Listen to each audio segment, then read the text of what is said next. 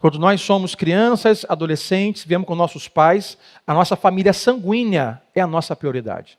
O nosso pai, a nossa mãe, irmãos, são a nossa prioridade. Mas quando nós casamos, o nosso casamento e o nosso cônjuge passa a ser a nossa prioridade. Deixa pai e mãe. Aqui deixar pai e mãe não é abandonar pai e mãe. Não é ignorar pai e mãe. Não é maltratar pai e mãe, não atendê-los ou fingir que eles não existem.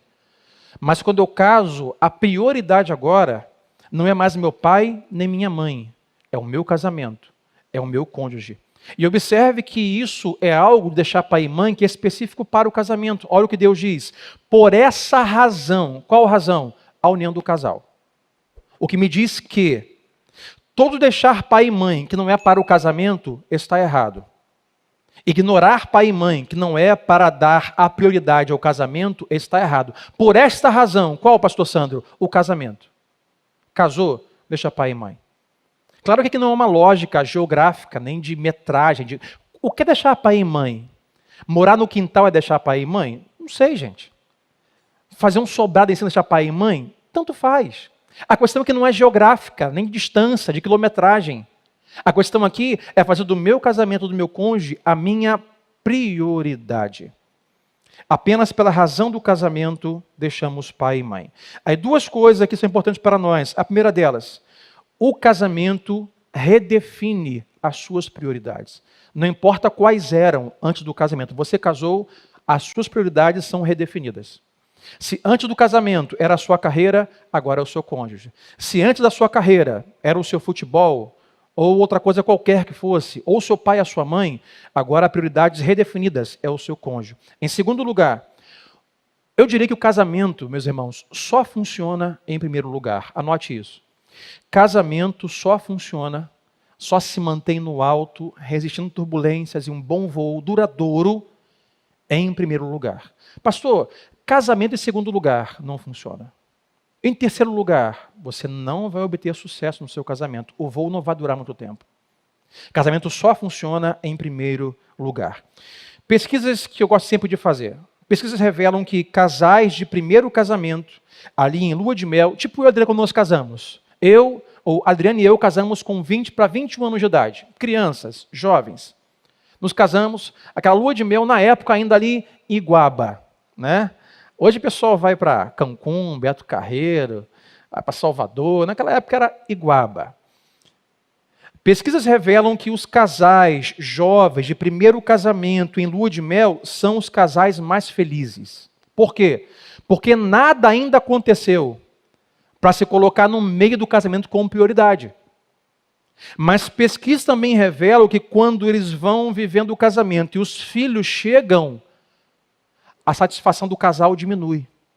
Por que diminui? Porque quando os filhos chegam, normalmente pesquisas revelam que os homens tendem agora a dar mais tempo à carreira e as mulheres dar mais tempo às crianças.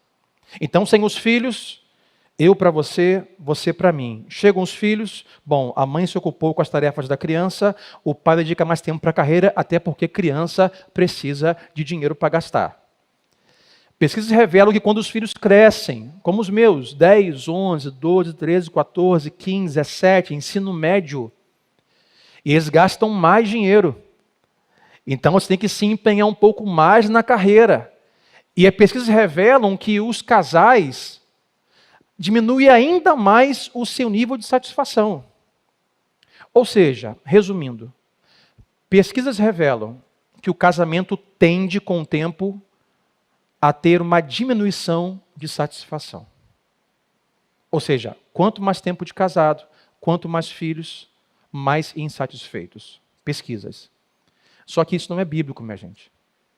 Deus criou uma mulher para o casamento e criou o casal para que o casamento seja melhor um dia após o outro. Quem concorda comigo aqui? Quando eu, Adriano, nos casamos, a lua de mel, foi uma maravilha. Passaram-se os tempos, aí veio os embates, aí veio o Felipe, que hoje tem 24 anos, nós tínhamos 2 anos de casado só. E veio tipo assim, tô grávida. E as coisas foram se dando, e vem discussão, insatisfação, quase fomos a divórcio há décadas atrás. E Deus teve que mudar o nosso coração, restaurar tudo de novo em nós.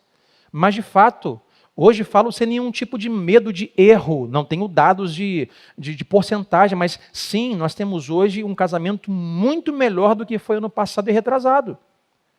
Porque o desejo de Deus é que o casamento melhore, mas estatísticas dizem que geralmente piora. Por quê? Já reparou naquele conceito de um casal com 20 anos de casado, vê um casalzinho se beijando, aí fica assim, olha lá.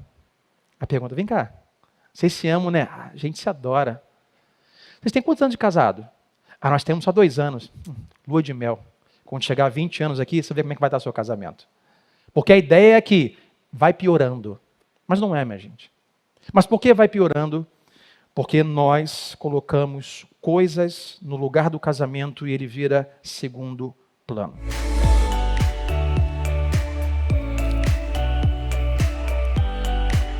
Tem coisa que o sexo faz para o casal que nenhuma outra coisa faz, que só o sexo faz. A falta de comunicação não é em si um problema apenas, mas é a causa de outros problemas, é a causa de outros efeitos. Eu diria que a principal causa de muitos traumas infantis, de crianças insubmissas, insubordinadas e que tudo choram e fazem pirraça, não é porque os pais disseram muito não, é que os pais sempre disseram sim. Então, o conselho é você mulher e você homem em um segundo ou terceiro casamento com filhos, cuide da saúde e da unidade do casal, por mais que os filhos não gostem.